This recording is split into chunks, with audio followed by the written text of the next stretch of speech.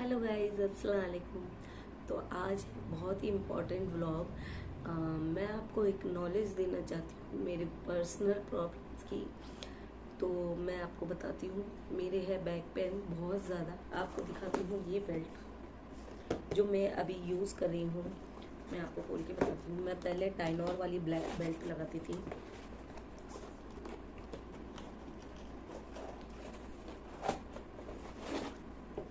ये देखिए, ये बेल्ट ऐसे है।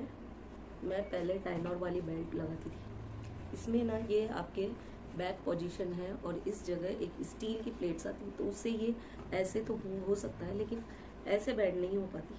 जब भी आपकी बैक जो होती है, आप आगे झुकते हो या फॉरवर्ड बैठने की, तो वैसे भी बैक प्रॉब्लम्स वालों के लिए मना होती है।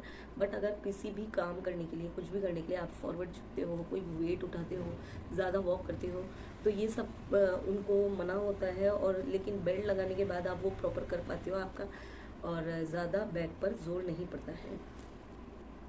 ये मेरी पुरानी वाली बेल्ट है टाइनॉर की, जो मैंने इस वाले डब्बे बॉक्स में रख दी थी। अभी मैंने नई मंगवाई है, एक और LS बेल्ट मंगवाई है, क्योंकि अब टाइनॉर में यहाँ पर स्टील की जगह प्लास्टिक की जो है पाइप्स आने लगी है, तो वो मूवमेंट में वो ऐसे मुड़ जाती है, बेंड हो जाती है, तो उससे कोई फ़र्क नहीं पड़ता।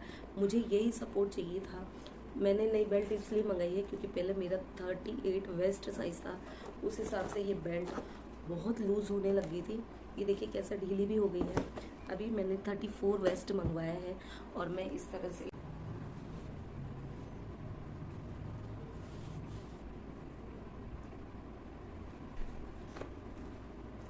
इस तरह से ये आपकी बैक को सपोर्ट करती है। और अब मैं अपना जो बहुत ज़्यादा दर्द है रहने लगे है, तो मैं उसको ख़त्म करना चाहती हूँ। और अब मैं बताती हूँ आपको कितनी टैबलेट्स मैं सुबह से खाती हूँ।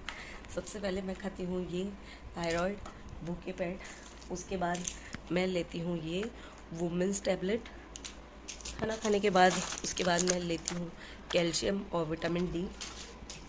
उसके बाद इवनिंग में मैं लेती हूँ ये है न्यूट्रीचार्ट DHA, ये लेती हूँ। और दोपहर में जब भी मुझे भूख होती है तो मैं प्रोटीन पाउडर ले रही हूँ, क्योंकि मैंने आजकल दूध बहुत बंद कर दिया। बहुत ज़्यादा पक गई हूँ दूध पीते पीते पीते पीते, तो दूध बिल्कुल नहीं पिया जाता है। लेकिन अब मुझे ये लेना ही पड़ेगा। जब तक मैं ये नहीं लूँगी मेरे बोन्स को स्ट्रॉन्गनेस नहीं आएगी। लास्ट में लेती हूँ मैं ये। और तो गाइस, ये है मेरी पुरानी बेल्ट जो लूज़ हो गई है, और ये मैंने मंगवाई है नई वाली जो बिल्कुल फिट 4 है, क्योंकि मेरा जो है वेस्ट साइज़ 34 हो गया है। और ये वीडियो बनाने का मकसद मेरा सिर्फ ये है, जो लेडीज़ को प्रॉब्लम्स होती है, बैक प्रॉब्लम बहुत सारे तरह की होती है। हो सकता है आपको कोई पुरानी इंजरी हो, उसका पेन वापस हुआ है, या फिर किसी वीकनेस की वजह से हुआ है। कई बार हड्डियाँ कमज़ोर हो जाती है, कैल्शियम कमी हो जाती है, उससे भी होता है कि कई बार नस जो होती है हमारी, जो नस से चिपक जाती है बहुत सौ के बोन्स के ऊपर, तो उससे भी हो जाता है। हड्डियों के बीच में गैप आ जाता है, तो उससे भी होता है।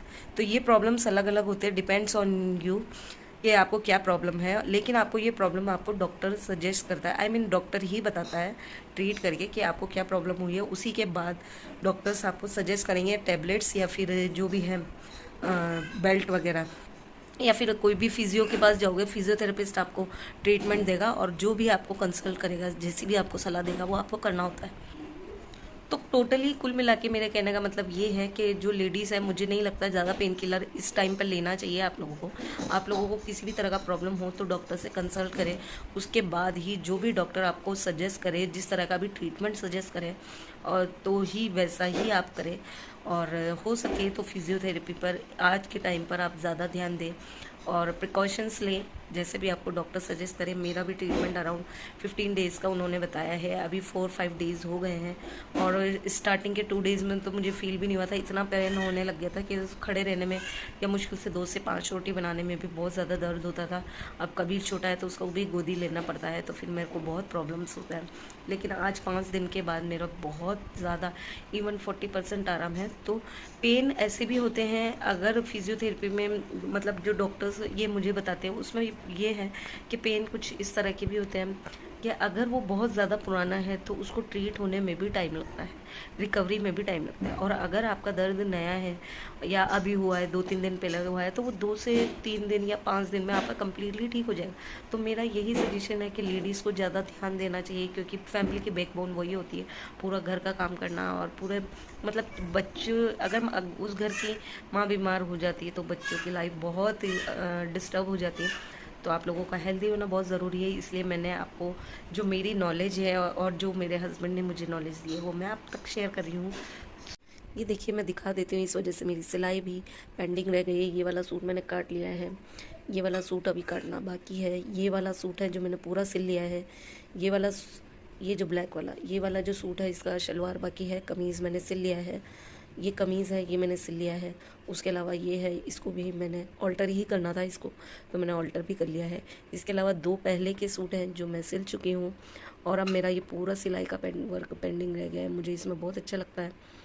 सो अब देखते हैं मैं कब तक इसको कंप्लीट करती हूँ, और सिलूँगी जब पहनूँगी तो आपको दिखा दूँगी, फिर आप बताना कि कैसे लगे।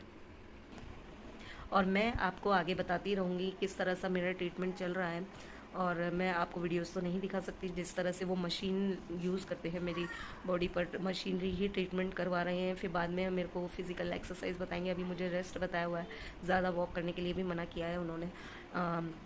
काफ़ी कुछ प्रिकॉशंस उन्होंने दिए हैं। तो जैसे ही मेरा इम्प्रूवमेंट बढ़ेगा और जो जो मैं आपको इस बारे में बता सकती हूँ मैं आगे बताती रहूँगी। सो मिलते हैं नेक्स्ट व्लॉग में। Bye bye.